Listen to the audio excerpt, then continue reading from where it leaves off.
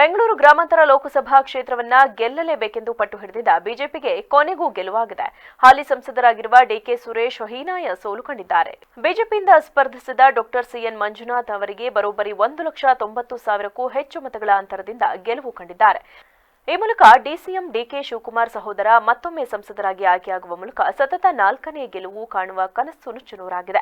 ಗೆಲುವಿನ ಬಗ್ಗೆ ಸಂತಸ ವ್ಯಕ್ತಪಡಿಸಿದ ಡಾ ಸಿಎನ್ ಮಂಜುನಾಥ್ ಗೆಲ್ಲುವ ಬಗ್ಗೆ ವಿಶ್ವಾಸವಿತ್ತು ಎಂದು ಸಂತಸ ವ್ಯಕ್ತಪಡಿಸಿದ್ದಾರೆ. ಇದೊಂದು ಐತಿಹಾಸಿಕ ಗೆಲುವಿಗೆ ಕಾರಣರಾದ ಎಲ್ಲರಿಗೂ ಧನ್ಯವಾದ ಎಂದಿದ್ದಾರೆ. ನಾನು ಗೆಲ್ಲುತ್ತೇನೆ ಎನ್ನುವ ನಿರೀಕ್ಷೆ ಇತ್ತು, ಆದರೆ ಜನ ನನಗೆ ವಿಶ್ರಾಂತಿ ಕೊಟ್ಟಿದ್ದಾರೆ. ಪ್ರಜಾಪ್ರಭುತ್ವದಲ್ಲಿ ಸೋಲು ಗೆಲುವನ್ನ ಸಮನಾಗಿ ತೆಗೆದುಕೊಳ್ಳುತ್ತೇನೆ. ನನ್ನ ಕ್ಷೇತ್ರದ ಮತದಾರರಿಗೆ ಧನ್ಯವಾದ. 3 ಬಾರಿ ಕೆಲಸ ಮಾಡಲು ಅವಕಾಶ ಕೊಟ್ಟಿದ್ರಿ, 4ನೇ ಬಾರಿ ವಿರಾಮ ಕೊಟ್ಟಿದ್ದೀರಾ ಎಂದು ಸೋಲಿನ ಬಳಿಕ ಡಿಕೆ ಸುರೇಶ್ ಹೇಳಿಕೆ ನೀಡಿದ್ದಾರೆ. ಇಲ್ಲಿ ಏಪ್ರಿಲ್ 26ರಂದು ಮೊದಲ ಹಂತದಲ್ಲಿ ಚುನಾವಣೆ ನಡೆದಿದ್ದು, ಬೆಂಗಳೂರು ಗ್ರಾಮಾಂತರ ಕ್ಷೇತ್ರದಲ್ಲಿ ಒಟ್ಟು 27,63,910 ಮತದಾರರಿದ್ದಾರೆ. ಈ ಪೈಕಿ 14,06,042 ಪುರುಷ ಮತದಾರರಿದ್ದಾರೆ. ಅಲ್ಲದೆ 13,57,547 ಮಹಿಳಾ ಮತದಾರರಿದ್ದಾರೆ. ಇನ್ನು 321 ಇತರೆ ಮತದಾರರಿದ್ದಾರೆ. ಈ ಬಾರಿ 67.29% ಮತದಾನ ಆಗಿದೆ. ಅಂದ್ರೆ ನಿನ್ನೆ ಇದ್ದಂಥ ಆತಂಕ ಇವತ್ತು ನಿವಾರಣೆಯಾಗಿದೆ. ಯಾಕೆಂದರೆ ಈಗ ನಾವು ಗೆಲುವಿನತ್ತ ಸಾಗಿದ್ದೇವೆ.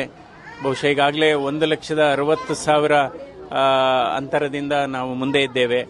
ಸೊ ಹೀಗಾಗಿ ಈ ಕ್ಷೇತ್ರದ ಗೆಲುವು ಸುಮಾರು ಈಗ 19.5 ಲಕ್ಷ ಜನ ಮತದಾರರು ವೋಟ್ ಮಾಡಿದ್ದಾರೆ. ಸೊ ಈ ಗೆಲುವಿನ ಕ್ರೆಡಿಟ್ ಏನಿದೆ ಇದು ಎಲ್ಲ ನಮ್ಮ ಬೆಂಗಳೂರು ಗ್ರಾಮಾಂತರ ಲೋಕಸಭಾ ಕ್ಷೇತ್ರದ ಎಲ್ಲ ಮತದಾರರಿಗೆ ಸಲ್ಲುತ್ತೆ.